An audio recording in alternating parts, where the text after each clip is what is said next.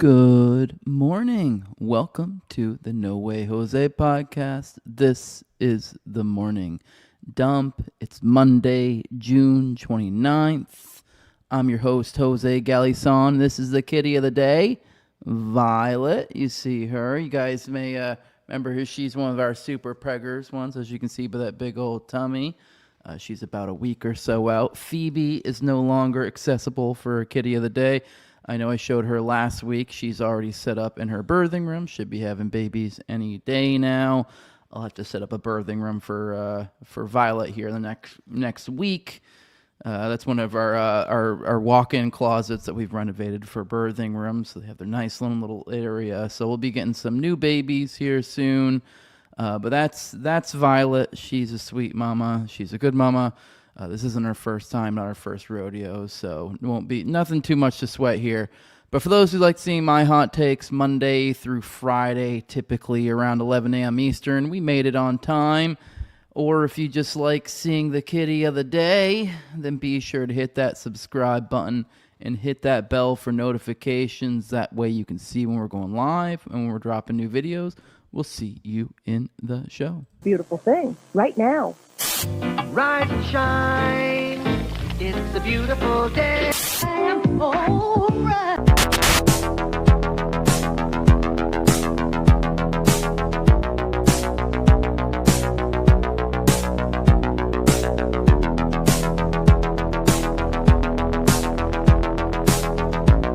About a third of the building has been blown away.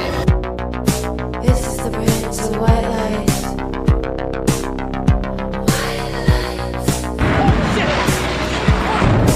Our very freedom came under attack in a series of deliberate and deadly terrorist acts. And at that point, we were taken for another round of questioning, this time related to our allegedly being members of Mossad.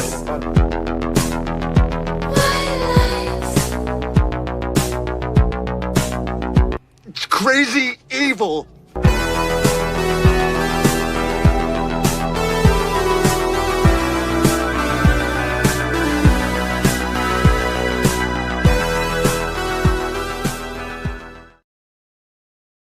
Good morning, everyone. Hope you're having a good one. Hope you had a good weekend. We have plenty to go through today. As always, we start our show off with a little bit of icebreaker content, as we call it, the fun, the funny, the gen pop slop.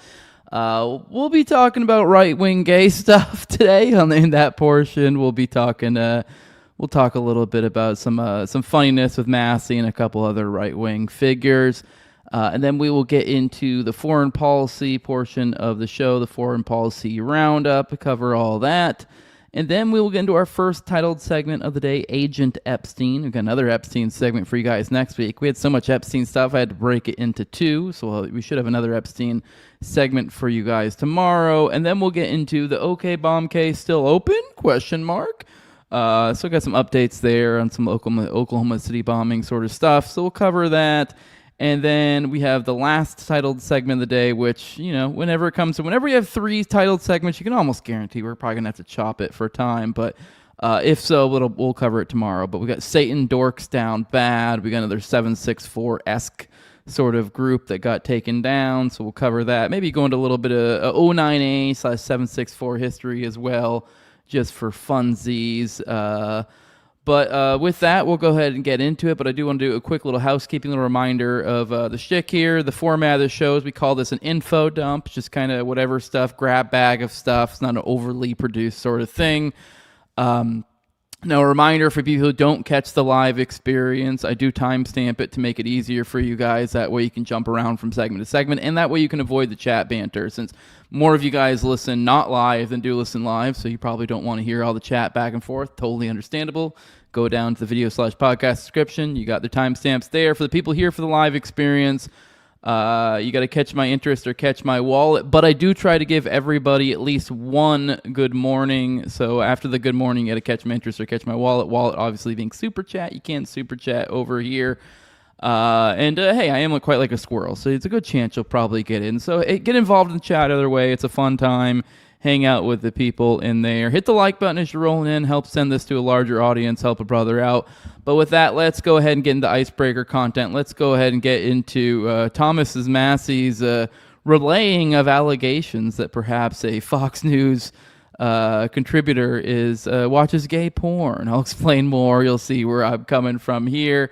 Let's kind of start off, I guess, from where most people started this story, seeing it on Thomas Massey's page, with him saying, voyeuristic Fox reporter Nicholas Balazs, unsure and uneasy when questioned about alleged gay porn watching habit.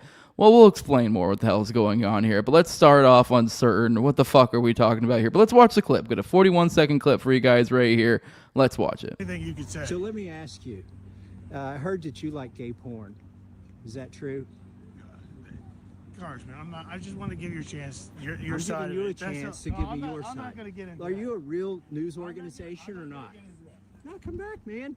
All you got to say is you don't like it. That you haven't been to those websites. Of course I don't. Of course I don't like it. Really? But thank you. That's not what I heard. Thank you for your time. Yeah, that was fine. Just giving you a chance to respond. That's all. And you're with But Fox? thank you. Is that a real news organization? You know, Is this what you do for a living, man? Congressman, we're good. Thank you. Anything you could say. Let me know if you want me to replay that. I know it's about half of it. I had the volume about halfway down, so if it was too quiet, let me know we can play it again. Although I guess we're about to play it again because we're going to play the longer version. So that's Thomas Massey accusing Nicholas Balazs, or just referencing apparently an alleged gay porn that he was watching. I quote tweet this, said "fucking checkmate" with a picture of smoke rolling over some nerdy white boy saying, looking at a chessboard saying "wise nigga, wise move nigga, wise move." Essentially what happened here is apparently Thomas Massey got questioned about the impropriety that he's been getting bugged about a lot lately, and he flipped it around for funsies. So here's the longer version. Here's from Nicholas Balazs, who is a Fox News political correspondent. Here's the longer version. Here's what he put out. He says, here's the full video, not the out of context version, posted to the congressman's account. So this is in response to Cynthia West, the ex-girlfriend who alleged that he pressured to sign an NDA, and then also these claims of that he potentially cracked Lauren Boebert, which hey, cool if you did. But Massey, I guess, just getting tired of being asked about these things. So here you go. Here's a little bit longer clip giving a little bit more context. I want to know if you could clear up the stuff your ex is saying about you with the NDA, that you pressured her to sign an NDA for wrongful termination. What is that true? What's she saying about you? Who are you with? With Fox Digital. It's all false. And what she said about you and Boebert having an intimate relationship. It's all false. Why do you think she's out there saying it? Was it because of the primary, ahead of the primary? What do you think is motivating it? When did you all become a tabloid? Seriously, dude. Well, no, I just thought I would give you a chance to respond because you've never been able to tell your side of the story, that's all. But anything you could say. So let me ask you. I heard that you like gay porn. Is that true? I just want to give you a chance, your side of it. That's all. I'm not going to get into that. Are you a real news I'm not going to get into that. No, come back, man. No. You don't like it. Congressman, But you haven't been to those websites. Of course I don't. Of course I don't like it. Really? But thank you. That's not what I heard. Thank you for your time. Just giving you a chance to respond. That's all. You're with Fox? But thank you. Is that a real news organization? What a great way to 180 it there. It does make me wonder, does this guy watch gay porn? I mean, I do think since he was kind of clueless who he was at the end, but part of me is has he heard rumors? Does he know about this guy? I'm not gonna lie, I come away from this thinking this guy probably has watched gay porn, but probably completely made up by Thomas Massey. Either way, hilarious. I think that's the joke, obviously. His claim is these are made up allegations, which he told him, hey, they're false. Okay, maybe he was being went a little bit far with it here, but whatever, it was fun. I mean, he was just following up, giving follow-up questions, because Massey at first kind of it's false, whatever. He wasn't trying to give, You're trying to go in depth, but hey, it's false. You kept prying. He's kind of like, hey, what do you think her motivations were? And that's what it is. Then he brought this up. So either way, fun. I thought it was a fun way to do to respond. Let's see what else he has to say. Congressman Massey made up that question on the fly. This is the guy that he accused of, or not accused. He said he heard allegations. It's based on nothing, and it's pretty sick. That was the first thing on his mind. I was asking about allegations about him made by an ex on the record, giving him a chance to respond. I deny the allegations he made up about me. I mean, I don't know. I mean, maybe this was a little bit unfair of Massey, I guess, because he wasn't really... He did, I guess, just kind of ask him, but it is like lame tabloid questions, so... I don't know. Maybe it was a little bit much by Massey, maybe, but like whatever. Either way, it's fun.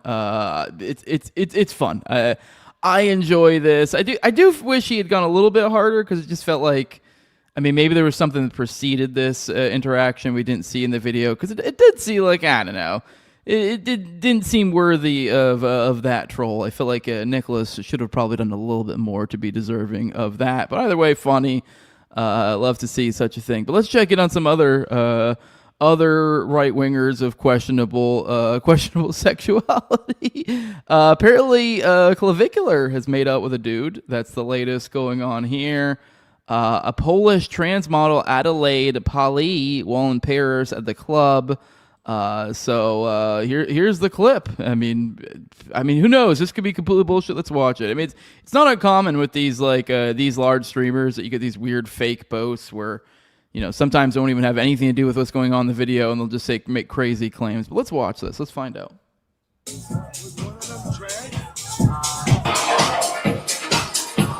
So it does kind of look like a dude a little. I'll be honest, a cute dude. But this face is nice.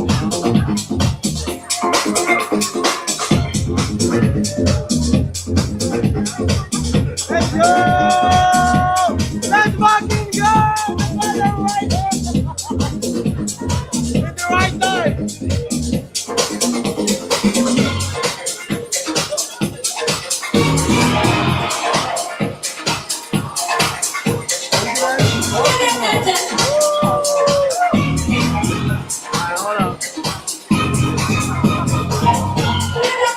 Yo, I got lipstick all over it. Was it Italian? Was one of them drag?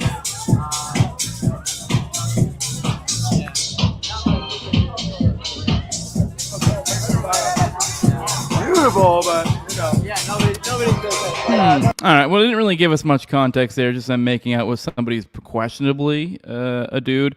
Let's look up who this is, just to make sure we're not being tricked by clippers or something here. Adelaide Pali. Let's see if that is a tranny, if that is who he made out with, just for shits and gigs. Let's find out. Let's check it out. I'm Googling it real quick.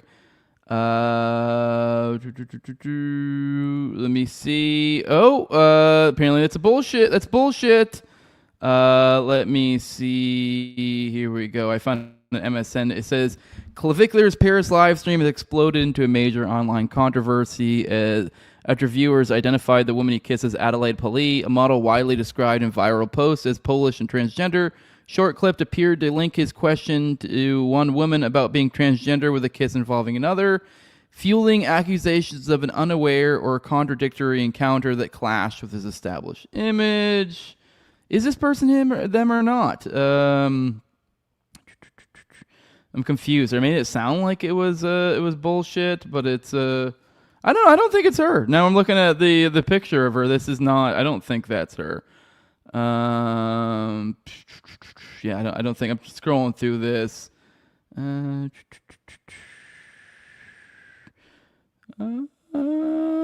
don't think this is her. I really don't think this is her. They got claims. Clavicular's response was direct. Clippers betraying me with a bait for money. Brutal backstab. He attributed the... Okay, I guess this is BS. Yeah, we got context here. Oh, and even then, Adelaide Pali is a biological woman, not even a tranny. So even furthermore, apparently that was a chick. I don't think that's the same chick either, though, looking at the photos. But apparently that is a chick. So, yeah. Apparently, yeah, I guess they did question if one of them was in that. And that's what led to everyone jumping to conclusions that this is some sort of dude. But No, that was a chick apparently the whole time, and now we are all dumber for knowing it. All right, I have one more in this vein. Apparently, we have accusations Chud the Builder is cracking dude ass as well. So let's check in on that. Here is a Better Call Saul meme. The Your Honor. It says, Your Honor, my client, the Chud Builder, can't be a bigot. He's cracking transgenders like walnuts. So apparently we have someone claiming this, which isn't the first time. We had some chick who claimed to have a peener or something. It was very confusing. Apparently, he's had multiple accusations of this. But at the same time, I also could see this just being a troll. People looking for notoriety, which I think this could be the case with the other one. It seems there's strong implications with the other one making these accusations. Knowing these are going to take off. It's always like everyone's looking for some closeted something or other with any major right-wing figure. But let's hear this brought out. Let's hear what she has to say. Let's check it out. Yeah, so last And to be year, clear, by broad, I mean dude. May 2025, I Chud the Builder.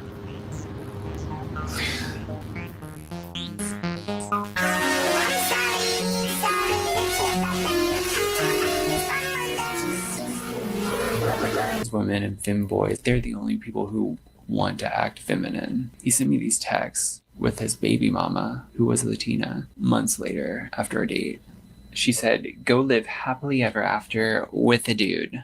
Get him, girl. And then he said, back in the day, when women were made to be feminine, that's when society was the best and the least gay shit occurred. Every time women get out of hand, the go back to the Roman days and dudes who are more femme than their fat girlfriends are. Women are so manly. Dudes would rather fuck a femboy than come home to their GF. Just who act like dudes will call men gay for fucking femboys who are more feminine than they are. I love the logic here. I do love this. Is amazing. I wish we still had Tower Gang. Like this could be a whole episode. Just the theory of like a femboy, like the femboy gay discourse. Like, is it gay? Like, because that's the argument he's making here. Is that like, no, and like, obviously I'm not advocating, but I understand to some extent the idea of like feminism brain rot and the idea that like even women aren't really trying to attain being feminine. And so if you are looking for someone like a femboy would be, I kind of sort of, I grasp the logic here. Well, it's absolutely ludicrous. Let's see where else it leads. Quotes. How dare you not want to come home and man with a pussy? Sorry, babe. I'd rather fuck a girl with a dick than an N-word with a mid pussy like yours. Cry laughing emoji. My friend made a good point where she's like, yeah, bro, like you really owned your baby mama. I know it's like not base, like it's very misogynist. Just say you think it's hot, bro. Like that's all. It's not really just how hot he was. Yo, look at this last selfie he sent me actually. From a new faceless Grindr profile. I'm gonna find it. Look at this fucking picture. He's so hot. I had to go digging through the text to find it, and I knew I'd send it to my friend, but I fucking screamed. So what do you guys think? Is Chud just like such an alpha male that he needs a femboy to satisfy him? Is that what it is? Is that, I mean... Let's keep watching. I saw what she had said. Like Dalton started messaging me on Grindr again. She said, LMAO, why the fuck is he pretty? If he wasn't like a future murderer, I'd be lit as fuck for you. Shout out my girl for being an oracle, I guess. I sent that to her. She's like, on God, I never miss. And then I said, neither did Chud, unfortunately. We cuddled on my couch and made out. I've struggled finding a good word for what happened next, because I think like simulated sex, it's too vague, and frauding is too specific. But at some point I put it between his thighs, not his ass, unfortunately. We were like kissing, he flexed his legs together, which it's funny from like Mr. I think this dude's saying that he leg fucked Chud. Is that what he's saying? Is that a thing in the gay community where they get off to that? Is that like booby jobs? Is that what? Okay, let's keep going. I'm having way too much fun with this. I'm not a gay bottom. Like I remembered this. Like this came back to me. What we did was kind of more gay. Like, bruh, you just got your chud-ussy pounded. What else have you got to... You You're trying to seep out. All right, that's pretty good. Like, just flip over. Why am I losing my voice? I felt like Dalton wanted a trainee trad wife. We talked a lot about his job. I don't think he ever asked about mine. Several times after doing things for him, he called me a good girl. Is that a thing? A tranny trad wife? That's the first I've heard. Let's keep going. Hot, like, don't get me wrong, but there was something unnerving about it. As corny as it sounds, I wondered what would happen if I was a bad girl. Chud was very intense. Ted Bundy stare and all that. He was bigger than me, and he would switch from being overly affectionate to annoyed and angry. Later down the road, he would neg me over text like, "I miss your big forehead." And if I pushed back, he excused it. "You know I love you." Which for one date, he said "I love you" like a few times. I said it back. I didn't want to get murdered. Maybe I did mean it. I feel like we both meant it a little bit. Because we're broken fucking people. You know what? I kind of want to see this Chud romance. This is kind of beautiful. They have a beautiful thing here. At the very least, it's hilarious. What a beautiful love story. I did not think we'd come across this. All right, let's roll the chat. Check it on you guys. See what you guys got to say. Say hello. Say good morning. Then we'll get to some foreign policy stuff. Let's check it on you, beautiful people. Hit that like button. You're coming in. Help spread the show to others. Hell yeah. All right, let's check in. Good morning, Till Spook. Good morning. Marcionite Church of Christ.org. Spreading the word of the Christian word absent the Old Testament. Good morning. Hey, say what now? Good morning, Ricer, saying Massey, why you gay? Good morning, Derp with Kerp. Good morning. Good morning, King David, says the pimp comes up and checks him for saying she's a T on his live.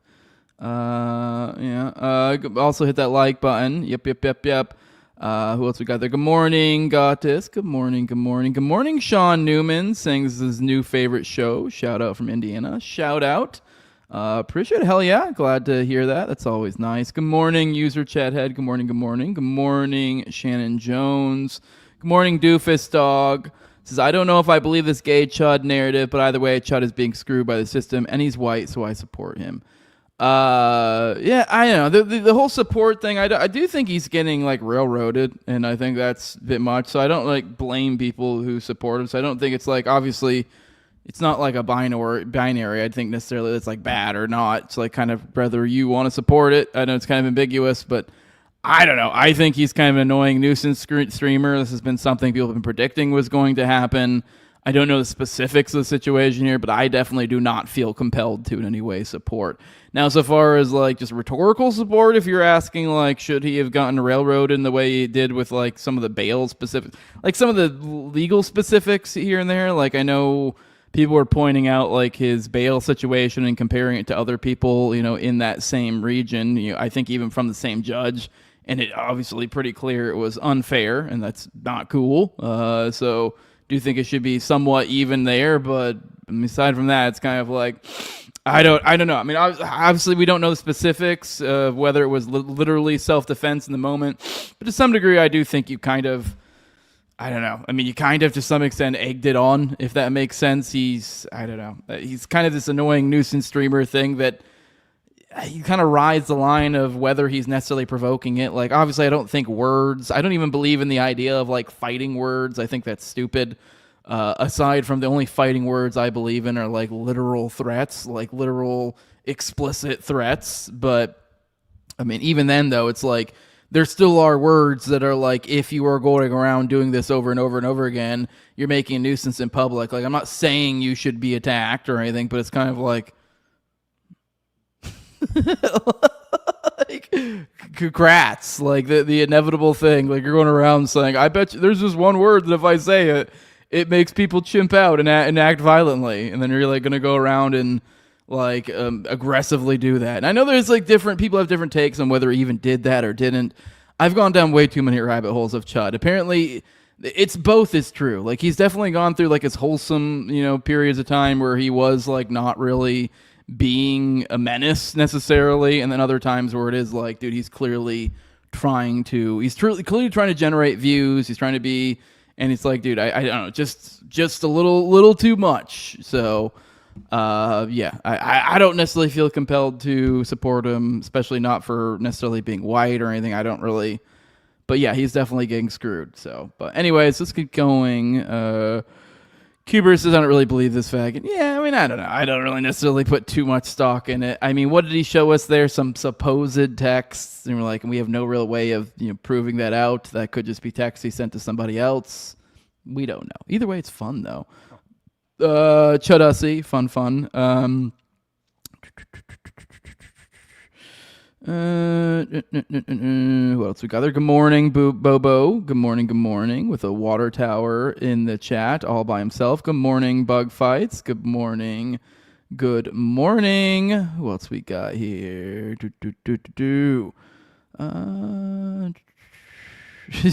Cooper says, I stand behind Chud, just not the way he might want me to stand behind him. Depending on your height, yeah. I mean, it might be the way you want to stand behind him. He said he's no bottom homo, but he will, apparently he will take a thigh fucking, apparently. And one more in here for Bobo before we move on to foreign policy. It says Trump is a Jew. His blood ritual was the Las Vegas shooting. Perhaps. He does spend a lot of time with those Chabad motherfuckers, doesn't he? All right, let's roll into foreign policy. Looks like things fell apart and then came back together once again this weekend. Seems to be a normal occurrence in this whole Iran thing. So here we go. First piece today over from antiwar.com by Dave DeCamp. So Iran's IRGC says it targeted 8 U.S. military installations in response to U.S. attacks. The IRGC said in a statement on Sunday that its forces targeted 8 U.S. military installations in Kuwait and Bahrain in response to U.S. attacks on Iran. As the U.S. and Iranian militaries continue to trade strikes despite the MOU meant to end the war, the flare-up began on Thursday when a drone struck an oil tanker on the Strait of Hormuz, and the following day the U.S. bombed several targets on Iran's coast. The drone attack came after Iran warned ships against transiting through the strait on a route it didn't approve, as the UN's International Maritime Organization began evacuating ships through the waterway without coordinating with Iran. After the U.S. bombed Iran on Friday, J.D. Vance accused Iran of violating the MOU and said that violence will be met with violence. For their part, Iranian officials maintained that the wording of the MOU means Iran is solely responsible for reopening the Strait of Hormuz, and that any other arrangements violate the agreement. Any interference in this matter and any attempt to adopt new or separate arrangements compared to what is underway by Iran will only lead to more complicated situations and delays in the reopening of the Strait of Hormuz and will fuel tensions, Abbas Araghchi said on Monday. Following the initial U.S. strikes in Iran, Iran's military targeted U.S. bases in Bahrain on Saturday, and another commercial ship was hit by a drone. The U.S. then launched another round of strikes against Iran, with CENTCOM claiming that 10 military strikes or sites were targeted. Trump also announced the strikes and issued a threat to Iran's existence. U.S. aircraft just struck Iranian missile and drone storage locations and coastal radar sites for violating the ceasefire agreement. Again, it's very possible they will never learn, Trump wrote on Truth Social. There may come a point when we are no longer able to be reasonable and we will be forced to militarily complete the job that we very successfully started. If that happens, the Islamic Republic of Iran will no longer exist, the president added. In his statement announcing the attacks on U.S. bases on Sunday morning, the IRGC warned that any future aggression by the enemy, regardless of the pretext, and even if, as last night and tonight, it targets objectives deemed to be of minor importance, will be met with a crushing response. The IRGC said that further U.S. attacks could lead to the collapse of the MOU, saying the enemy should understand that violating the ceasefire constitutes a breach of Clause 1 of the Islamabad Understanding and will result in the complete suspension of all related processes. The IRGC said that any traffic through the Strait of Hormuz will be managed by Iran and appeared to threaten to target commercial ships more aggressively if they attempt to transit the strait without coordination. Henceforth, vessels found to be in violation will be dealt with more firmly than before, the IRGC said. So we got some back and forth, but then we got an Axios report saying they have agreed to cut the shit. So hopefully back to the status quo. That'd be great. Axios report on Sunday, the U.S. and Iran have agreed to stop striking each other after several days of attacks across the strait, and the two sides will meet for talks in Doha this Tuesday. So far, this hasn't been confirmed by the Iranian side. An Iranian official said earlier in the day that Tehran had not participated in technical talks with Washington scheduled for Sunday over the attacks and the U.S.'s failure to fulfill its commitments under the U.S. MOU. For example, one of the reasons is checking if we have access to the unfrozen funds. If there is no access, then this condition has not been fulfilled, said Mahdi Fazeli, a member of the Office of Iran's Supreme Leader. U.S. officials told Axios, as reporter Barak Ravid, the talks on Tuesday were initially supposed to take place in Switzerland and focus on Iran's nuclear program, but they have been moved to Qatar and will now focus on the dispute over the Strait of Hormuz. The report said that Nick Stewart, who recently joined U.S. envoys Steve Witkoff's team, will participate in the talks. That guy came from the Foundation for the Defense of Democracies, an ultra-hawkish pro-Israel think tank.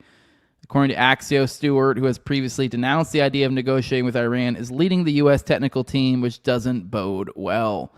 Of course, it does not. So it doesn't look like they're too serious about it again. So, I don't know, it kind of looks like inevitably going to fall apart.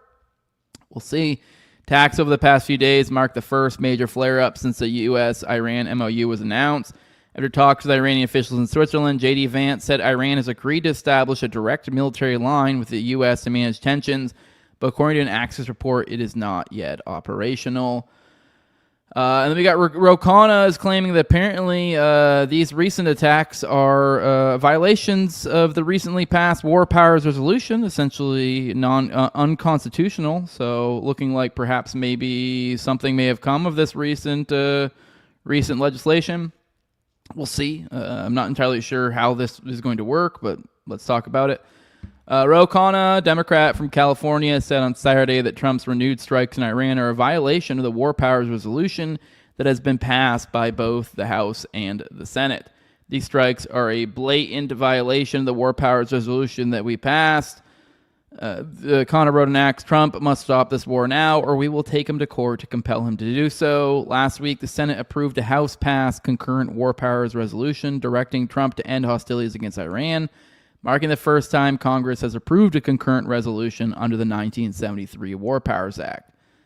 In previous years, Congress has passed joint resolutions directing the president to end wars, such as the 2019 bill to end U.S. support for the Saudi war in Yemen, which Trump vetoed at the time, but a concurrent resolution doesn't require the president's signature, so it's veto-proof. Section 5C of the 1973 War Powers Act states that any time the U.S. Armed forces are engaged in hostilities outside the territory of the United States, its possessions in territories without a declaration of war or specific statutory authorization, such forces shall be removed by the president if the Congress so directs by concurrent resolution. Trump has called the passage of the concurrent resolution meaningless and convinced some Senate Republicans to flip their position and not support another war powers bill, which was voted on and defeated in the Senate 2 days after the concurrent resolution was passed. But the second war powers vote doesn't negate the concurrent resolution, and proponents of the war powers effort say the resolution means Trump is legally bound not to attack Iran without congressional authorization. Congress passed the first war powers resolution in history, legally compelling an end to war in Iran. This means Trump's strikes today are an unprecedented constitutional violation. Just Foreign Policy, a nonpartisan foreign policy advocacy group that supports the War Powers Act, wrote on X. Trump must be taken to court to honor the American people's demand that we exit this war now. So, I mean, we got the midterms coming up not too much longer, and we have like crazy War Powers Act sort of stuff that he could be taken to court over. Which this is even crazier than, because it's already unconstitutional for a president to do this. It's become common practice for them to do this anyways. The whole point of the War Powers Act was essentially it's gone inverted to its original purpose, but it was supposed to be kind of, I guess, like a, well, if you guys aren't going to obey the Constitution, could you like essentially at least obey this? You're still being unconstitutional here. But this, so they finally got somebody with this, and it's become like this inverse now where people see this as like, oh, well, this is what's constitutional, and it's like something to do with like 60 days or this or that. Anyways, well, they finally got one of these suckers through towards, so it's like essentially multiple degrees of unconstitutional is what I'm driving at right here. It was already unconstitutional to begin with, But now they're even going the further step to where they gave you this weird cutout where you could sort of do this unconstitutional thing. But even now, they're still just double whammy here. Double whammy is what I'm getting at. All right, let's get on to the next one. Golubov says Iran won't stop pushing for full Israeli withdrawal from Lebanon. So the Lebanon thing still continues to be a sticking point, as we said it would be. So Mohammed Bagher Golubov reaffirmed on Sunday that Tehran will continue pushing for a full Israeli withdrawal from southern Lebanon following the signing of a new framework agreement between Israel and the Lebanese government. By the way, that's the Iranian parliament speaker. So their goal is to end the war in Lebanon, help return of refugees to their homes, end the occupation and withdrawal of the Zionist regime from Lebanese territory, Golubov told Lebanese parliament speaker Nabi Berri in a phone call, according to Iran's press TV. The agreement has been strongly rejected by Hezbollah, which wasn't involved in the negotiations. Berri, leader of the Amal movement, a Shia political faction that's largely aligned with Hezbollah, has also rejected the deal, saying it is contradictory and impossible to implement, calling it incitement to civil war. Well, not explicitly stated in this text of the agreement that was published, Netanyahu said the deal allows Israel to continue its occupation of southern Lebanon. Israeli media is also reporting the security annex of the deal maintains the occupation and gives the IDF full freedom of action. Hezbollah Secretary General Naim Qassem called the agreement null and void and said the Lebanese government had given unilateral concessions and undermined Lebanon's sovereignty. Like other agreements between Israel and the Lebanese government, the framework agreement failed to achieve a ceasefire as Israeli strikes and clashes between the IDF and Hezbollah have continued in southern Lebanon since the deal was signed. Marco Rubio oversaw the signing of the framework and has previously said that the situation in Lebanon was separate from the ceasefire with Iran, despite the U.S. MOU explicitly stating the agreement includes a full ceasefire in Lebanon. Let's get into some of the Israeli strikes over the weekend on Lebanon.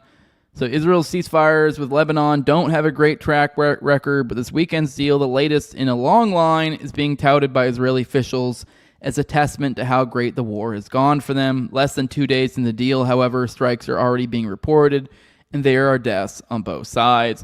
Fighting was reported in the area of Deir Siryan, resulting in the death of an Israeli platoon commander with the Golani Brigade. Another IDF soldier was reported lightly wounded in exchange, and Israel responded later in the day with airstrikes against the same area. The IDF claimed the strike had killed multiple Hezbollah fighters and destroyed a rocket launcher. Details have yet to be independently confirmed as to who was killed in the incident and in what circumstances. Another Israeli strike was reported Sunday by the Lebanese Health Ministry further north in Nabatea, Al-Faqwa. The strike targeted the Farah amusement park area, killing one person and wounding 2 others. Israeli military said the operations were entirely in line with the ceasefire agreement. That may well be the case, as Israel was seen to ensure that any ceasefire agreement didn't explicitly require them to cease firing, nor indeed to withdraw from occupied portions of Lebanon. That is a big part of why so little was expected at the latest ceasefire, hype notwithstanding. Israel has reached deals with the Lebanese government multiple times, but in all those cases, Israel's war continued apace, with ground troops continuing to march northward and hundreds more Lebanese being killed in the constant IDF airstrikes. In the grand scheme of things, these deals are ultimately rarely consequential. And the people in Lebanon seem to agree. We've got massive protests. Wouldn't be surprised if this ends up being like a Libya sort of thing. I mean, we've been talking about the whole dynamic here between Hezbollah, the Lebanese government, and the people, and Israel and the United States is kind of essentially leaving this open to pretty ripe for some sort of civil war situation, with the people, essentially generally aligned with Hezbollah against their own government, against Israel, against the United States. So I don't know. Obviously, a civil war would probably be a huge destabilizing force. So that'd be something the Israeli government would love. So let's hope that doesn't end up being the case. But let's read about these protests. So Friday's announcement of a new trilateral deal between Israel, Lebanon, and the United States quickly proved controversial, and major protests erupted in the Lebanese capital Beirut, centering around the Shiite suburbs of southern Beirut, which have been repeatedly attacked by Israel during the war. The protesters complained it did little to nothing to actually end the war, since it was also the important Shiite religious holiday of Ashura, the religious processions intended to overlap in Shiite areas with protests, with many waving flags and holding banners during Ashura processions. Though some media presented the protest as a Hezbollah-fueled event, the unrest may well span beyond that group itself, including a lot of the displaced people from across southern Lebanon, calling the language of the deal shameful and primarily a capitulation to Israel. They also faulted the government for saying the goal of the deal was to ensure withdrawal of Israeli troops from Lebanon, when in practice there has been neither a timeline to that effect nor any guarantee the occupation would ever actually end. Netanyahu confirmed as much in his presentation of the deal, saying it allows the IDF to remain in Lebanon as long as they want. Rather, he says the deal is primarily about restraining Hezbollah and Iran within Lebanon. Notably, neither Iran nor Hezbollah were parties to the negotiations in the first place, nor were they signatories to the deal. The deal aims to set up a pilot program requiring the Lebanese government to fully disarm Hezbollah, which Hezbollah officials have warned could lead to internal conflict. That's been a concern for some time, as Hezbollah has long refused to disarm without assurances that Israeli invasions and occupations were no longer a threat. Since this deal comes amid an active invasion and occupation, the opposition is likely to be even greater. So, instead of getting Israel to stop the occupation, stop the attacks, actually cease fire, what they are doing is they are, essentially utilizing the Lebanese government that's generally not fighting back against Israel. They're going to utilize them to disarm Hezbollah, the only group that's actually in any way really sticking up for the Lebanese here. So, complete inversion of what governments are supposed to be. The Lebanese army issued a statement warning protesters against blocking traffic or conducting any threat to civil peace. Though they conceded the army would respect the right to peaceful freedom of expression, they cautioned protesters to behave responsibly. The Lebanese judiciary issued a decree Saturday calling on security forces to employ all means necessary to deter civil disobedience. What that's going to amount to remains to be seen, but the army's statement suggests they prefer not to be directly involved unless the situation turns violent. And popping in over Gaza, there was 9 killed in the past 48 hours, unfortunately. This is according to numbers by the Gaza's health ministry. So this is on a daily update on Saturday that Israeli attacks killed at least 6 Palestinians. That was what they said on Saturday. So over the 24 hours then. And then on Sunday, they recorded the killing of 3. So now they are up to 1,041 Palestinians killed since the ceasefire in October. The ceasefire they're still supposed to be, operating under. So, but let's check in on, kind of how, what's going on there? It looks like the ethnic cleansing plan's going on without a hitch. That's kind of what they've just been doing by slow drip every single day we cover here. Multiple more dead, and, a slow shifting of the yellow line, as it moves closer and closer to Gaza. So we're just seeing the same thing we were seeing at the height of the genocide, just at a much slower drip. But apparently this report says Israel's reviving the Gaza ethnic cleansing plan, and now they're rebranding it as a free movement plan. So they're seeking to revive its push for the ethnic cleansing and rebranding it, according to reports from Israeli media. Citing Israel's Channel 13, the Times of Israel reported that Israeli security officials have been told to stop calling the plan voluntary migration due to global opposition and now refer to it as a plan for free movement. The report cited Israeli officials who expressed optimism that the change in terminology could get countries where Palestinians could potentially go to drop their opposition to cooperating with the plan. One senior Israeli official said that Israel wants as many Palestinians to leave Gaza as possible. The report came 5 days after Eretz reported the new head of Israel's National Security Council, Shmuel Ben Ezra, convened Israeli officials for a meeting on Tuesday to discuss the potential ethnic cleansing plan for Gaza. During that meeting, Mossad officials said there are still no countries willing to be complicit in the plan. Haaretz report suggested the meeting and revival of the push to cleanse Gaza could be related to the U.S. MOU and the U.S. request for Israel to de-escalate in Lebanon. The report said the defense official who spoke with Haaretz could not rule out the revival of this plan is connected to quiet agreements reached recently between Netanyahu and Trump, constituting compensation for painful concessions that Washington imposed on Israel as part of its deal with Iran. While Israel's failed to find countries to absorb Palestinians, Israel has already cleansed much of Gaza of its Palestinian population, as the IDF occupies more than 60% of Gaza. And besides Israeli-backed militias and gangs and a small number of civilians who live with them, there are no Palestinians in the IDF-occupied part of Gaza. So slowly getting their Greater Israel project, it seems. But with that, let's roll the chat. Say some more hellos, more of the like. Hit that like button as you're coming in. See what all you guys got to say. All right. Well, geez, not much chitter chatter from you guys in the chat this morning. All right, to Bobo in here, remind y'all to hit that like button. And then Tillo dropping a hard R. But with that, let's go ahead and get into the Epstein stuff. Let's talk about the Epstein stuff. We started off today talking Thomas Massey. We're going to talk Thomas Massey some more. Apparently, he's said there's going to be some big revelations coming up in relation to Jeffrey Epstein here soon. So let's hear what he's got to say about all that.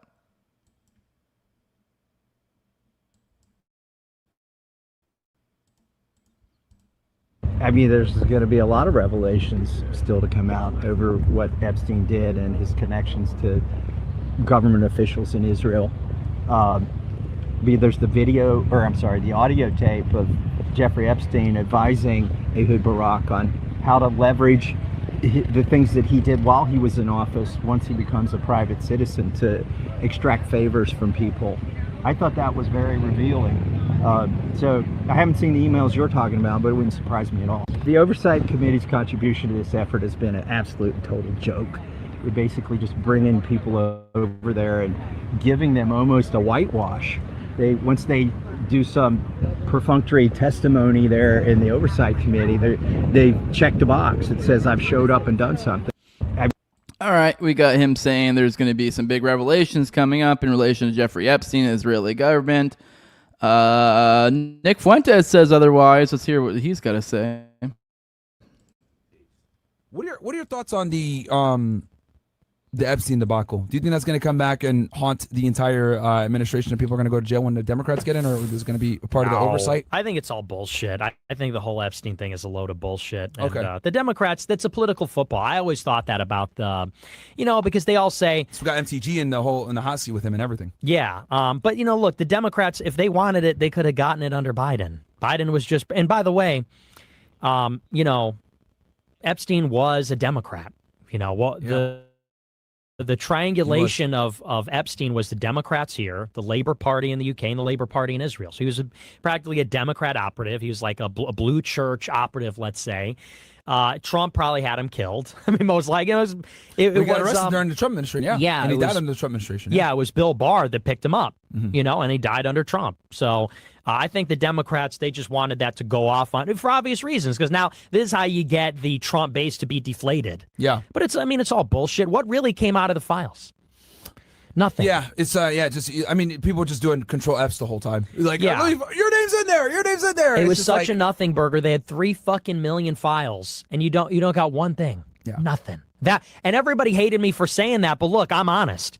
Did we find a smoking gun in the files? No. People want to point to one stupid email that's totally vague, that people are just assuming there's something bad, and so much of it was just fake. Mm-hmm. People are posting like AI images that weren't even in the files. Mm-hmm. Someone submitted an FBI tip saying, "Oh, here's like a video of Epstein abuse." It was some like fetish porn video, nothing to do with Epstein. So I think it was a big nothing burger. And then, of course, we release all the files, and then people go, "Well, what's in the 3 million other files?" You go, "Oh, okay. So what's going to happen when there's nothing in there?" Yeah. I think it's a crock of shit. I think it's important for people to understand that, there's a reason why they couldn't push a full-on criminal investigation into all the people involved, right? Mm-hmm. Like the FBI tried, and they just weren't able to build enough probable cause to indict a lot of these other people that were involved. So what you can prove are two completely different things. And all right, well, he seems to think it's a Democrat nothingness, whatever. Apparently the investigators of the death of Virginia Giuffre seem to think otherwise. Apparently, it's now being investigated as a homicide. So let's dig a little bit into get into the specifics. This obviously being one of the people, Virginia Giuffre, one of the people who made some of the most well-known accusations against Trump, about the against the Epstein class at large. I think kind of notoriously actually didn't mention Trump a whole lot. But she recently died under sort of suspicious circumstances. It was kind of hard to tell. She's been kind of referred to as a fabulous, making up crazy claims. This is which I think she has in some court cases said some things were not true and other things weren't. So, which even then though, that's like you're having huge, high-powered people. You're being dragged through court over and over and over again. I don't really feel like it's that astounding that perhaps they may be able to get you to claim some things were lies here or there, or maybe even some things were lies here and there. That doesn't necessarily pull away from the larger story. Obviously, it leaves the question of like how reliable is this person, obviously, but unfortunately, when you're dealing with victims of sex rings, they tend to, for pretty understandable reasons, kind of not be as reliable, if that makes sense. So. But either way, she died under suspicious circumstances a while back. But apparently, they're re-examining the death. This is from Demeter News. It says Australian police have announced that they are in the process of re-examining the death of Virginia Giuffre. She had long accused Jeffrey Epstein of sexually abusing her, alongside other prominent figures such as Prince Andrew and Trump's former lawyer Alan Dershowitz. Giuffre was found dead at rural property north of Perth, Australia in April of last year. Her death was labeled suicide. However, many have asserted that somebody else may have been involved.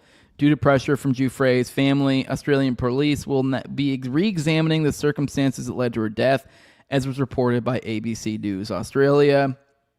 The state's coroner and ombudsman may also launch their own investigations. Virginia Giuffre's brother and sister-in-law, Sky and Amanda Roberts, have been spearheading the pressure campaign to investigate Virginia's suspicious death. The family did not point fingers or speculate on who they think may have been responsible. Giuffre was found dead while she was in the process of writing a tell-all book about her experience being sexually abused by Jeffrey Epstein, Ghislaine Maxwell, and Andrew Mountbatten Windsor. This led to conspiracy theories that a powerful person connected to Epstein may have wanted her dead. Giuffre is not the first person to have died under suspicious circumstances after speaking up about Epstein's sex trafficking ring.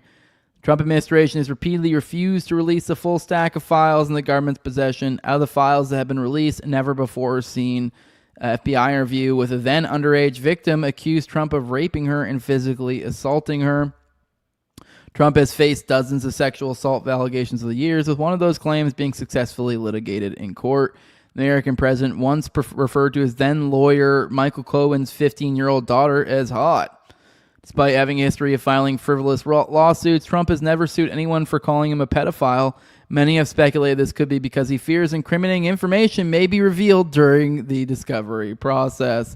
Be interested to see him ever sue someone for that one. I think so people should start repeating that more often. Doesn't seem to be that he's biting on that. But let's check back in on the nothing burger that is Epstein. Here's a piece from Drop Site. Just a big old nothing burger. Nothing to see here. The piece is how Jeffrey Epstein's Israeli network shaped Congo's deadly mineral trade.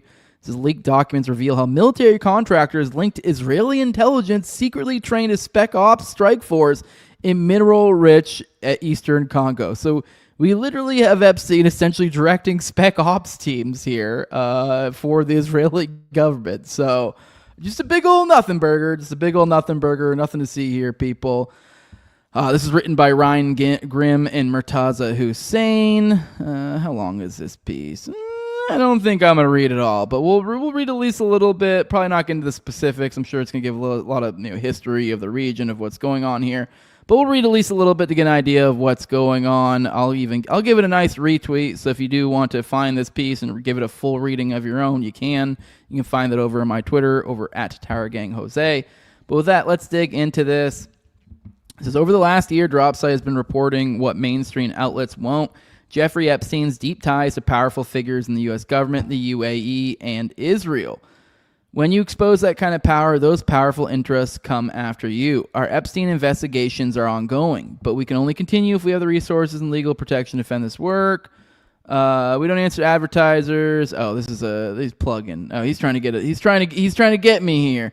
But I will say Dropsite does do good work. So if you do want to, they would be a good place to support if you were looking for journalistic outlets to support. So while I am giving a little guff there, anyways, let's move on. That was just a plug at the beginning. Here we go. Let's get into this. Former Israeli Prime Minister Ehud Barak coordinated closely with convicted sex offender Jeffrey Epstein in pursuit of mineral oil and gas resources in Africa after Barak's resignation as Israel's defense minister in 2013, according to documents published by the US DOJ and hacked emails from Barak's Gmail account reviewed by Dropsite News. By the way, here's a picture of the two of them together.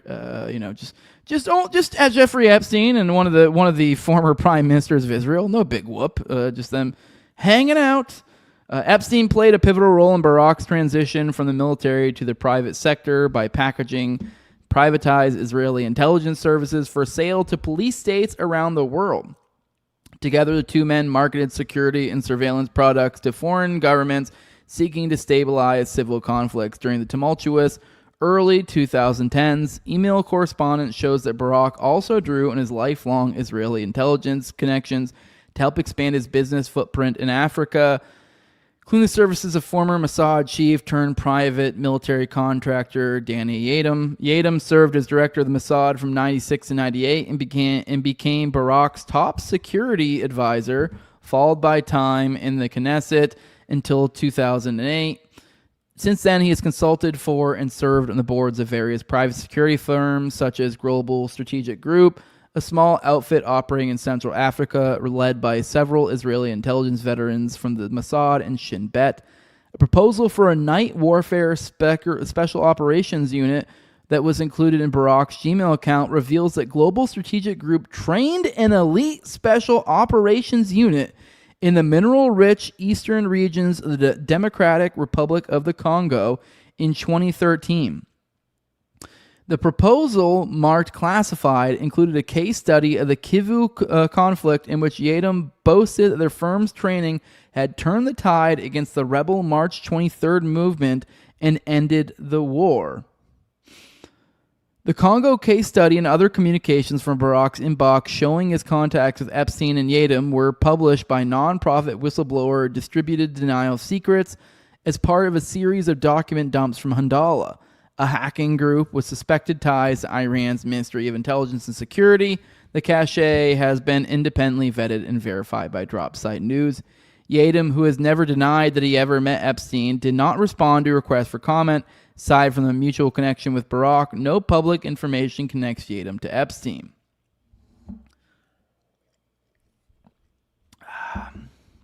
All right. While Africa has garnered little attention in news coverage of Epstein's sexual misconduct, the continent was central to his and Barak's joint mission of obtaining and exploiting elite political access, cutting-edge artificial intelligence infrastructure, and energy and mineral resources. Dropsite has previously reported Epstein's role in brokering a security deal between Israel and Côte d'Ivoire and a logistics deal between Nigeria and Dubai-based shipping conglomerate DP World. The Handala files contain thousands of records concerning Barak and Epstein's efforts to control oil, gas, and minerals across the African continent during the 2010s by leveraging Barak's credentials as a widely respected head of the IDF. With civil unrest exploding in Ukraine, Syria, Somalia, Libya, and the desperation for those in power, Epstein wrote in a 2014 email to Barak, "Isn't this perfect for you? You're right in a way, but not simple to transform it into a cash flow. That cash flow came from the financial interests fueling the wars. As an Israeli-trained force fought M23 in the hills of North Kivu in the springs of 2013, emails show that Epstein's Emirati associate Sultan Ahmed bin Saloyam, I messed that up totally, was opening a separate channel to Joseph Kabila, then Congolese president, over investments in mining, oil, gas, and transport infrastructure. By 2018, in the year before his death, Epstein was quietly involved in sanctions diplomacy around the U.S. Treasury Department's crackdown on Israeli mining kingpin, profiting from Congo's conflict minerals. In the summer of 2014, with close guidance from Epstein, Barak was engaged with security officials in Ghana, Nigeria, and Côte d'Ivoire, while simultaneously negotiating strategic investments in ports and petroleum assets across West Africa. On July 28, 2014, emails show that Yatum supplied Barak with sales materials to promote Global Strategic Group as a private sector provider of military training and operational support. Yatum's company offered a special ops unit that had been provided to Congo's army during the first war against M23 from 2012 to 2013. The program trained a Tier 1 strike force counter-terror squad, a 150-person elite unit trained for night raids, ambushes, counterterrorism, hostage rescue, sniper operations, thermal observation, and direct action missions. This is a 150-person unit. So this isn't just like a when I hear unit, usually in military terms, you're usually thinking of like the smallest group, like a handful of guys. So they're this is like, that's like I don't know how big spec ops groups, but that's like a small squadron, maybe a flight would be, maybe not a squadron. Well, that's Air Force terms. I don't know how to put it in other terms they're all different in every branch, so it's hard to conceptualize. Either way, Air Force, that would be like a flight would be probably what I would think of like 150. Maybe it's like a large flight, but either way, not quite as big as a squadron, maybe not quite as small as like a flight, but that's a lot of people. The Congo case study claimed the Israeli trained unit, especially as Tier 1 operators, I'm pretty sure that's the top tier, from my vague understanding of that. The Congo case study claimed the Israeli trained unit had carried out repeated night operations under fire in North Kivu, and those raids helped shift the battlefield in favor of the Congolese army. Emails published by WikiLeaks show that Nir and Omer Yatum, Danny's sons, had also engaged Italy's notorious hacking team to purchase cyber weapons for state use in the Congo during the same period in the spring of 2013. Since Epstein's death, the conflict over Africa's natural resources entered a new chapter as the U.S. seeks to actively counter China's dominant role in the Congo's mining sector. On April 27, 2026, Congo's mining agency announced the creation of a new paramilitary army to secure mines and mineral supply chains. The mining security program was described as a $100 million initiative in partnership with the U.S. and the UAE, with a target of more than 20,000 personnel by the end of 2028. The U.S. Embassy of Kinshasa has denied that Washington was funding the mine security force. Separately, Congo also agreed to accept people deporting from the U.S. Washington is now eyeing Congo's rich deposits of coltan ore. Coltan is used to manufacture tantalum capacitors capable of delivering power to electronics in hot environments like e-cigarette vape pens and densely packed servers and data centers. The Rubaya coltan mines in North Kivu, near the city of Goma on Congo's eastern border with Rwanda, are controlled by the M23 movement, the Rwanda-backed coalition that seized large parts of eastern Congo. On April 30th, 2026, the U.S. Treasury Department imposed sanctions on Kabila for the alleged support of the M23 rebels. But more than a decade ago, Kabila was leading the armed forces of the DRC in the fight against the M23 movement. The war in eastern Congo has become one of the world's deadliest and most intractable conflicts, one which multinational mining companies and private military contractors tied to Israeli intelligence have been eager to exploit. So that's a fun thing to think about, too, because we always think of like spec ops, and like these spec ops guys is like, oh, they're out there going behind enemy lines and, saving people and doing crazy, but in reality, it's like, what, they procuring like investment interests for rich pedophiles in over in Africa? Like, okay, that's what we're dealing with. This is mercenary shit, dude. All right, you guys go check out the rest of the piece on your own if you want to get more, learn more about the context surrounding all this, maybe some more of the specifics. But we get the idea. Pretty wild shit. Looks like Jeffrey Epstein was helping manage a 150-person Tier 1 spec ops group that was working for the Israeli government. So, wow, that's something. All right, let's dig through a few Epstein files that we haven't before, kind of in the same theme. The theme today of the segment being Agent Epstein, so kind of his international intrigue and kind of the things he was doing around the world. So to start off, here's from DD Geopolitics, says Epstein was grooming girls in Donbass and Ukraine for intel operations. says these messages are from May 2019, weeks after Zelensky's election. The girl is from Artemovsk in the Donetsk region. He starts with Little Prince, a children's novella about love, loneliness, and taming. The book's central message: you become responsible forever for what you have tamed. He sends her an image of the quote, then he explains that tamed really means accepting the wildness and riding it. 66-year-old convicted sex trafficker explaining to a young woman from a war zone how he plans to tame her using a children's book. He even offers to pay for her education if she leaves her relationship and instructs her to study Zelensky, corruption, and the Ukrainian parliament. He tells her the corruption is sophisticated and that massive amounts of money will be made. He wants to see her become a female oligarch. A convicted sex trafficker, a desperate girl from a war zone, children's literature about taming, promises of wealth, instructions on political corruption. He wasn't just exploiting these women, he was cultivating assets. So let's dig through a couple of these. Let me see what order these are in. You see a whole back and forth of him and a little girl, or in some woman. I guess we don't know specifically who this is. We just know they're from where they're from. Let me see. All right, let's start here. It says, "Or Little Prince, as I need you to dream instead of worry." It says, "We'll start with a rich dad, poor dad, Little Prince. I read already. Such a good book." It says, "Yes, but when you read it, you were very young. Read it again with new eyes. I have some other suggestions, but would prefer face-to-face, either tonight at 8 or tomorrow early afternoon. Then I leave." Then he provides a link. Sorry, these are hard to follow. 1244. Okay, and then it goes over here. Send some more links. "I'm sorry, but couldn't make it today because I do have some plans after work today and also working tomorrow, 9 to 1800. And yes, we'll read it again. And as you remind me about this book, I suggest it to my sister as well." It says, "No worry at all. If my meetings end by 7, well, tomorrow eve, I leave at midnight. No worry if not." It says, "I sent you the medical journal that describes your skin condition."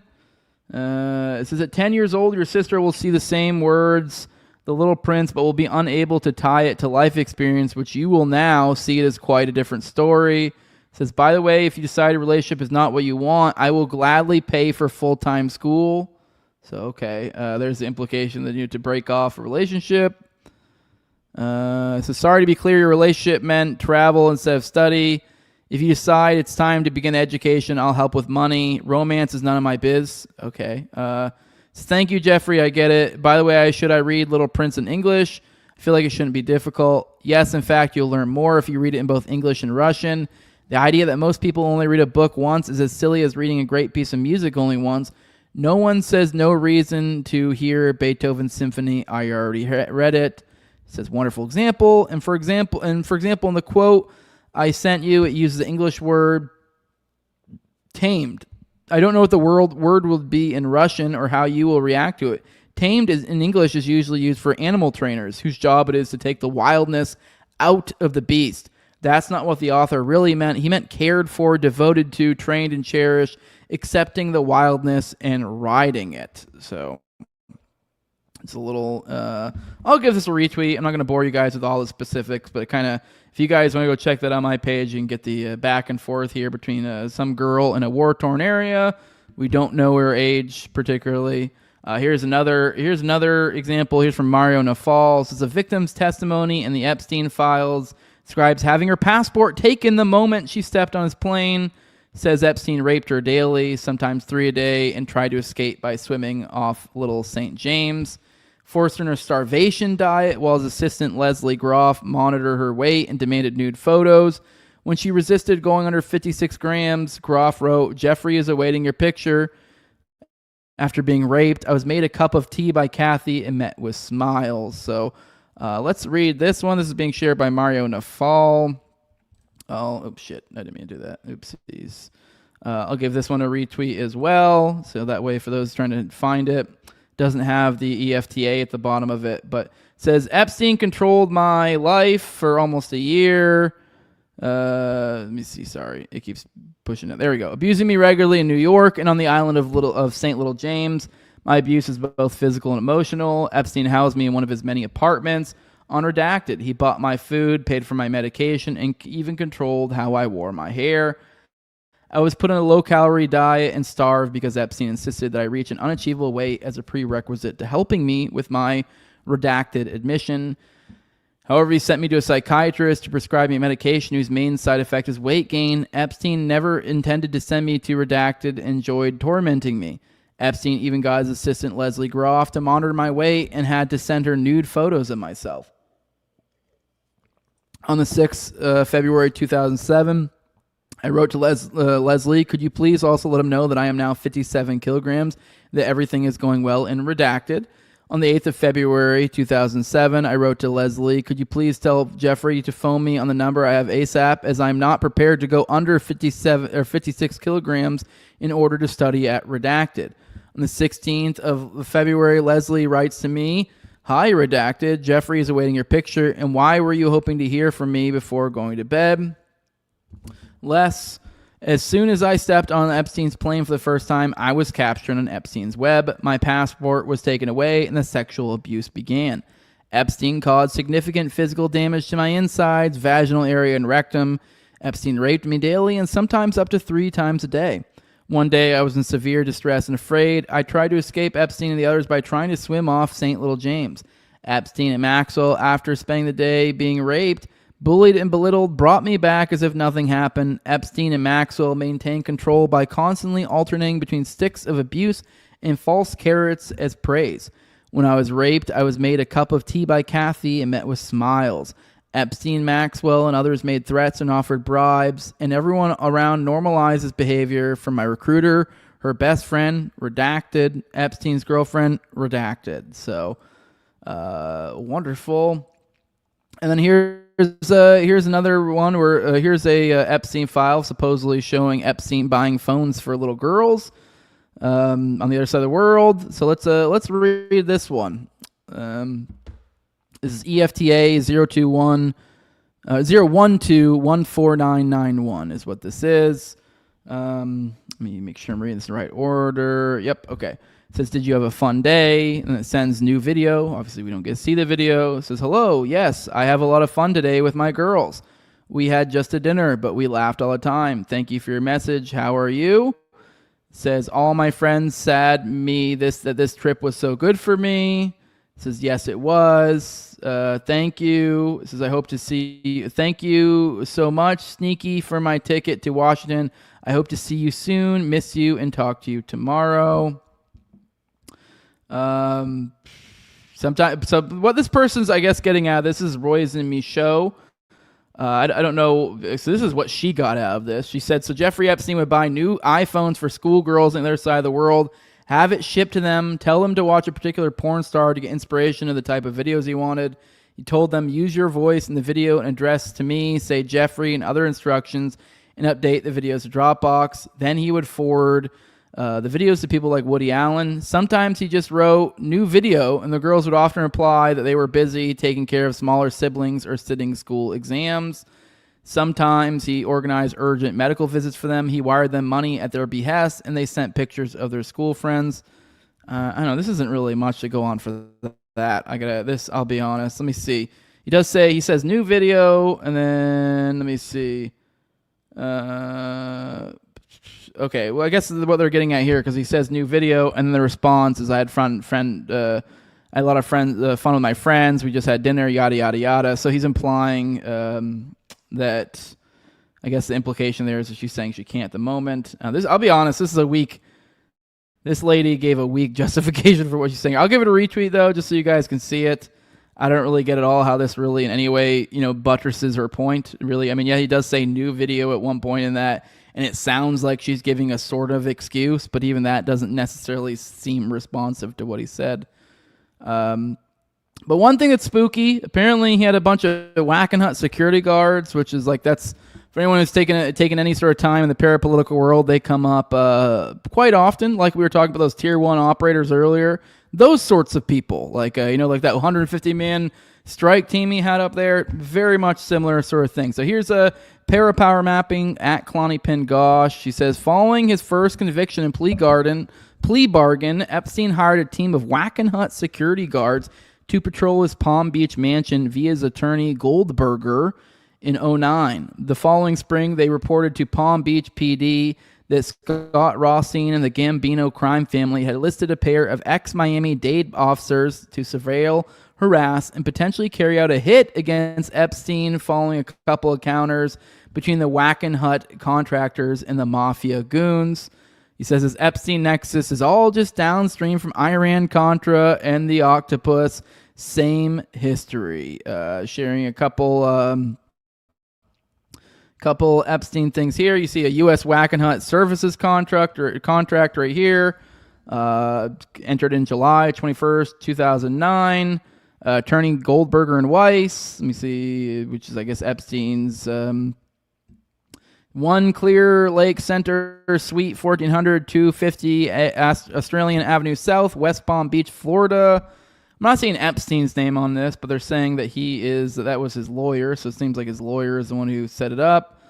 Here's more. It says 2-story cowls from Jeffrey Epstein. It says, would you like to meet the Wackenhut security candidates at your house, FSF or Jack's office? Friday is best for them. He says Jack's office, although I giggled a second ago because I didn't know what the question was, and I just saw it says Jack's off. So Epstein said meeting at Jack's office. But either way, here's him acknowledging Wackenhut security candidates. And here's another one. Says message from Wackenhut to PB Police. Says, good morning, Chief Lewin. This is like a forwarded email to Epstein. My name is Tom Hartlog, and I am employed at G4S Wackenhut. I'm writing this email on behalf of my client who resides at 358 El Brillo Way. March 3rd, 2010, my security officer had an incident with an irate person complaining about us parking our marked vehicle in front of the residence, and a second incident on March 13th, 2010 with the same person. They responded to the second instance. This is, I think, backing up the issue they were talking about before. So since then, we have documented on several occasions individuals that are possibly surveilling the home of our client. My client and his representatives believe these individuals to be dangerous with possible motives to cause them harm. These individuals were identified as Richard Fandre and Michael Fiston, both private detectives and former police officers from Miami-Dade PD.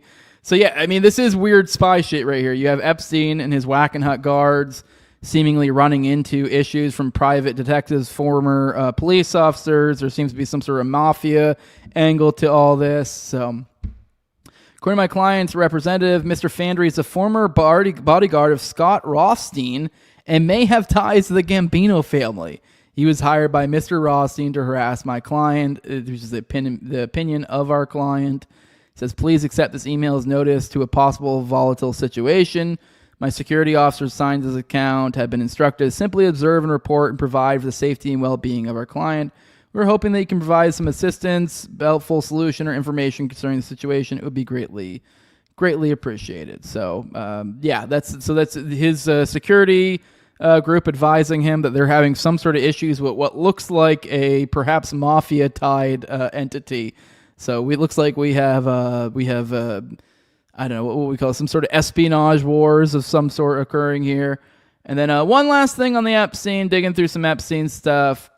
Here's one from Village Crazy later, just to let you guys know the sort of pull this guy has. Apparently, he had $56.5 million in cash on his houses on the Virgin Islands. Epstein's Virgin Islands biotech consulting firm that had exactly one full-time employee had a gross income of $656 million in just a 4-year period. This is the sort of pull that we're talking about, the sort of intrigue this man has. But with that, let's roll in the chat, say some more good mornings, and let's get into what'll probably be the last segment of the day, into the OKBOMB case still open? Let's check in on you guys, see what you guys got to say. Qbert saying, hit that kike button? What are you saying there, bud? Good morning, Nemo Liberty. Good morning. Giving the show a bump. Appreciate it. Tilla saying everyone should hit that like button. You definitely should. Please do. All right, let's get into the Oklahoma City bombing stuff. What's going on there? What do I mean? The case still open? Well, for those who are familiar with the Oklahoma City bombing case, you may remember the intrigue of the extra leg. Where the fuck did that leg come from? Well, apparently that's still open. Here's Ken Silva says officials say one of the Oklahoma City bombings enduring mysteries is still an open investigation.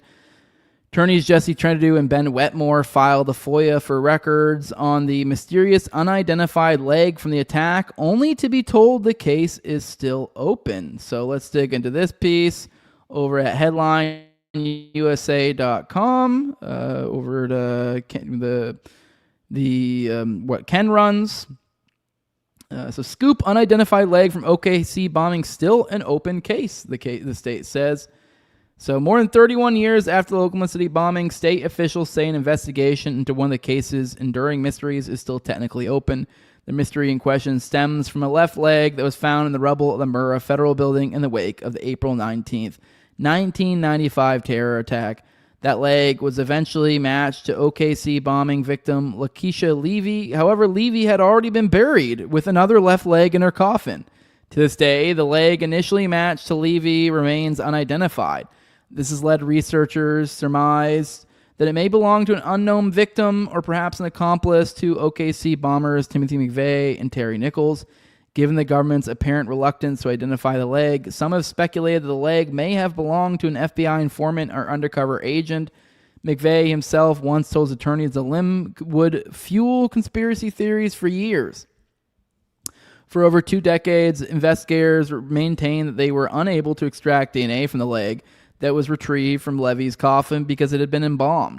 But in December 2015, Oklahoma chief toxicologist Dr. Byron Curtis told the Washington Times the office of the chief medical examiner did, in fact, have DNA from the mystery leg. Dr. Curtis said DNA was extracted in 1997 and we maintained samples of the leg.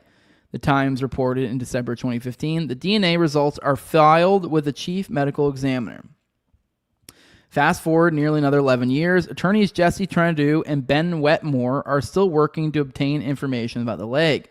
Referred to in OKC medical records as specimen P71, Wetmore recently filed a request with the state for records concerning the recovery, examination, storage, identification, DNA testing, chain of custody, disposition, and ultimate attribution of specimen P71. Only to be told on Thursday that he can't have the records because, among other reasons, the case is still open. Since P71 has not been identified, it remains an open case in an investigation. Madeline Martin, the counsel for Oklahoma's Office of the Chief Medical Examiner, said in a letter Thursday, which Trentadue provided to this publication. Further, Oklahoma provides that the Chief Medical Examiner shall produce records, documents, evidence of other material of any nature only upon the order of a court. Trentadue told Headline and USA that he intends to file a lawsuit over the matter. The Utah attorney adds that he believes the leg may have belonged to an accomplice who served in the military with McVeigh, who was executed for his part in the attack in June 2001. The FBI may have thought that at one point too.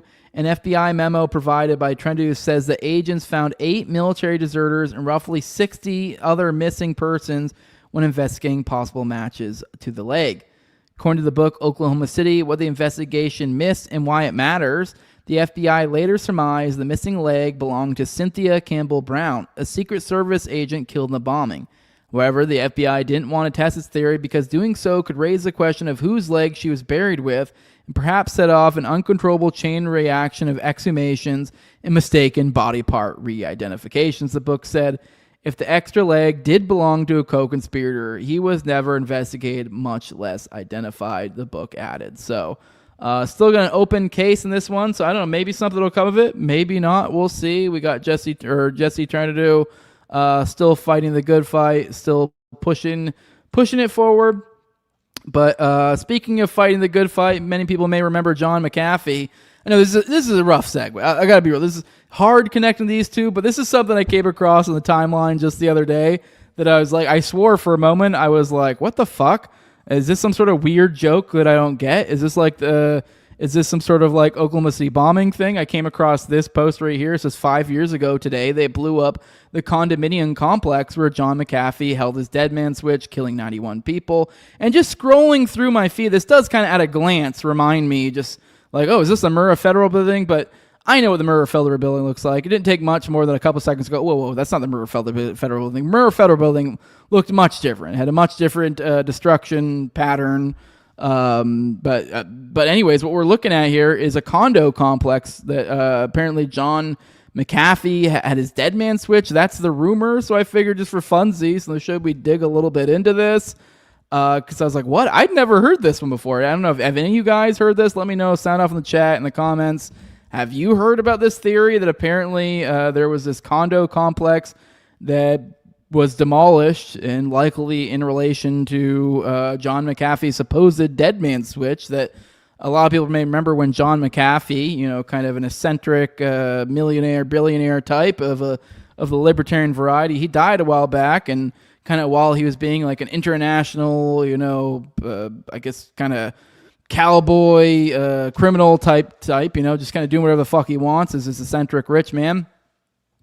He'd always said that if he died, that essentially empires would crumble and yada, yada, yada. And he had information on everybody and this and that. And so when he did die, he did seem like one of those characters that if that were true, that would be McAfee, because this whole thing was like antivirus software. So it's really not that, like, what's the inverse of antivirus? Like, you would assume he probably has access or has some sort of tech capabilities or something. Like, it's not that unbelievable that he has secrets on rich and powerful, or had secrets on rich and powerful people. So this gives a little bit more credence to this possible theory. I'd never heard of it, but I figured let's dig a little bit into it. I scrolled through some of these replies. Apparently the IDF came to investigate this, is what many people point to. Here's a thing from eNet Global. It says IDF team heads to Miami to assist rescue at collapsed building. It says mission will include mapping the challenges at the site of destruction. Army says Florida governor welcomes Israel's assistance, said it would be foolish to refuse Israeli ingenuity. Death toll at site of apartment block collapse rises to 5, with more than 150 still missing. So apparently, or here's someone who responded to that though. It says the IDF that were the first responders and closed off access to the site so they could place bombs in the remainder of the building in time for a July 4th fireworks show. It says McAfee angles a red herring. What matters are the billions of dollars made in assessment fees. So, I mean, I don't know what to believe here. Let's see what else we can find in the. I think I'd seen an article in here.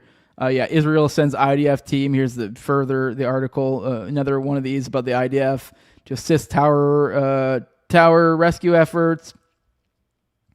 Apparently, this is what Grok had to say. The building failed due to structural corrosion, design, maintenance flaws, and environmental factors per investigations. And this is the one that the IDF rescue team assisted. They were the first responders for some weird reason. Let me see. Just see if there's anything else. I could have swore there was another article in here earlier. Here's more pictures from the IDF assisting. So, yeah, it looks a little shady. All right. I'm trying to see if I can find the connection to where they get McAfee had anything to do with this. Let me see. Okay, someone asked Grok. It says John McAfee died on June 23rd, 2021. Found dead in his prison near Barcelona, Spain, hours after a Spanish court approved his extradition to the U.S. on tax evasion charges. The Miami area building collapsed. Champlain Towers in Surfside, Florida, occurred on June 24th, 2021, early morning around 1:22. It was a 12-story condo that partially collapsed, killing 98 people. I don't even understand the connection here, though. Let's ask Grok. I want to find out what is the connection to McAfee. I mean, I guess it was a day after he got upped and taken away. Let's ask Grok. What is the connection to this apartment?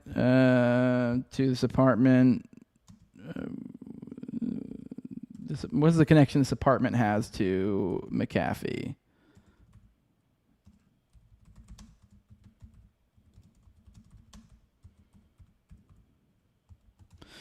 All right, let's ask it that just for shits and gigs. It gave me a a quick little one real quick. It says, just gave me a recap of the post. Let me see.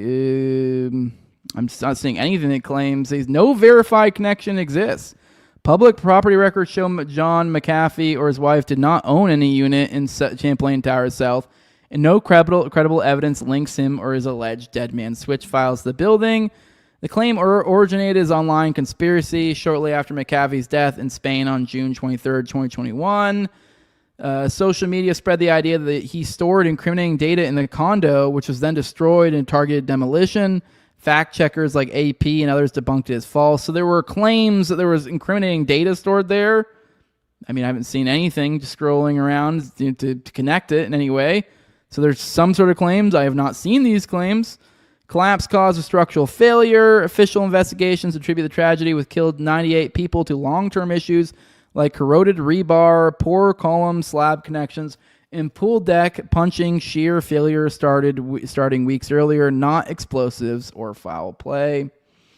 Okay, I don't know. You guys be the judge of that. Now, I will say it does seem super weak. This is why I'm glad we took the time to dig into it.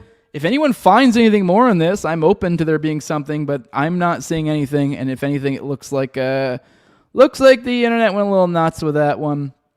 All right, what do you think, guys? Let's roll the chat. Let's cut it a little short. Keeping a shorter day today.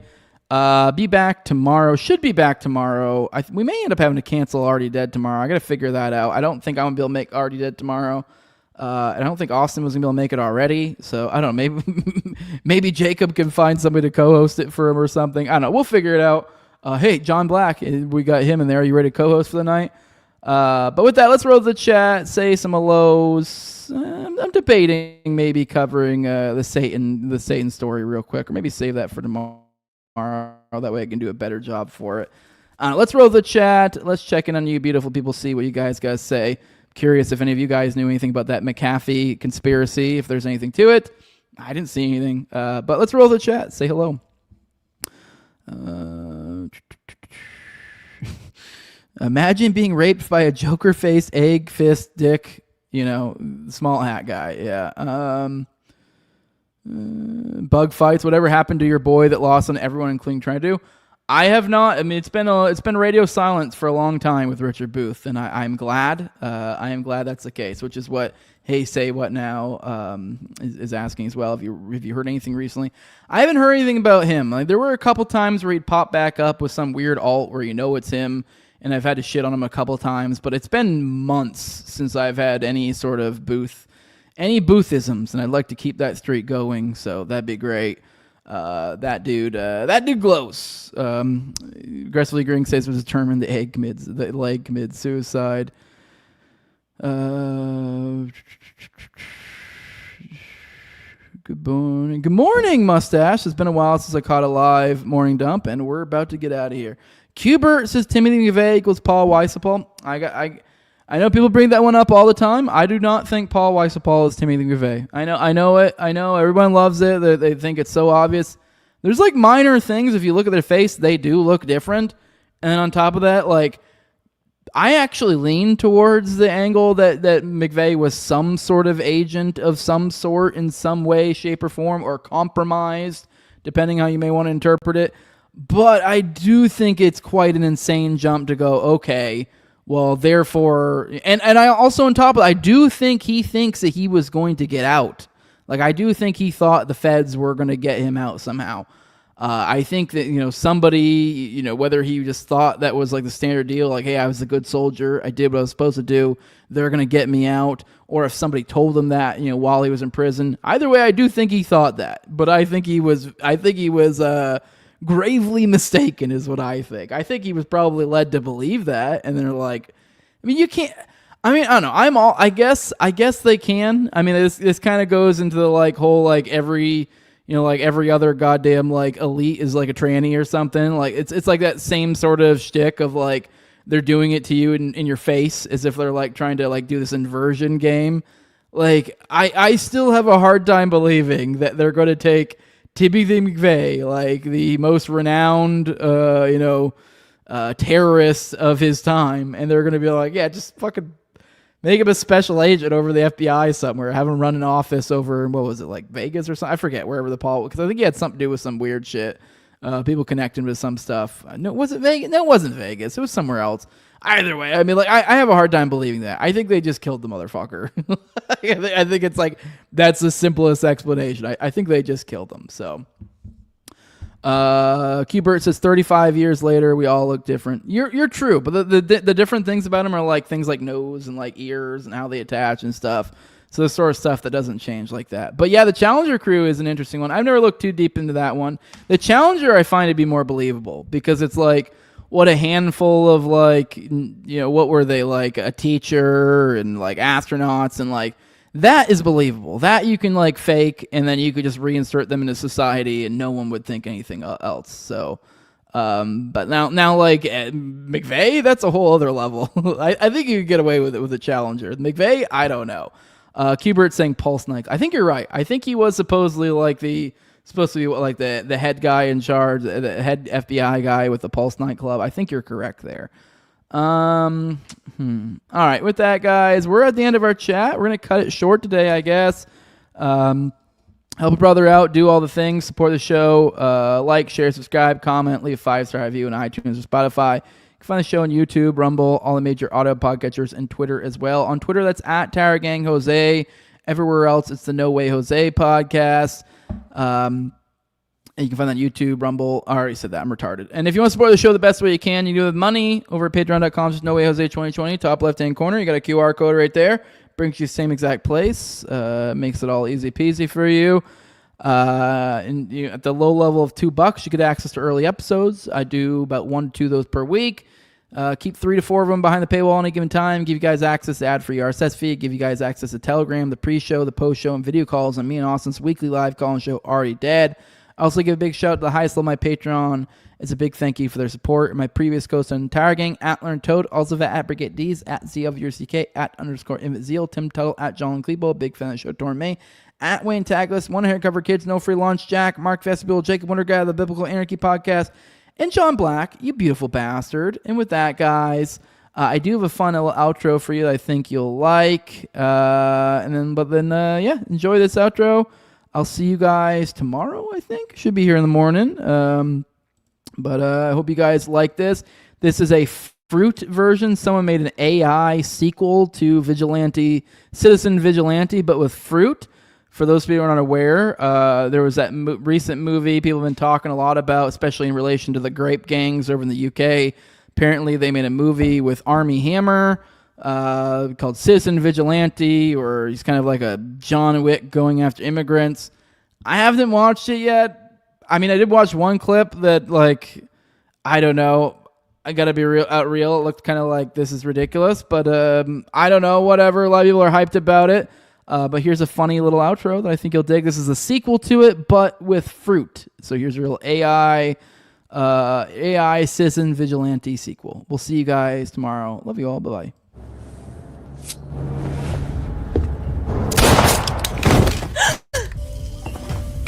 Want to add a tip?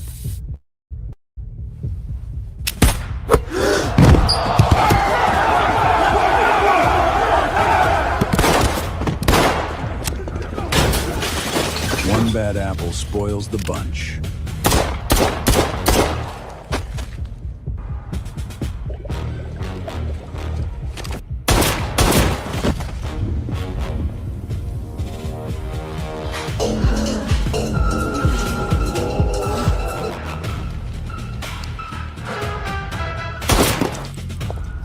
Looking for a date, honey?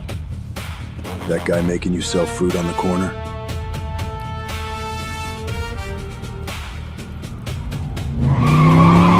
Oh shit!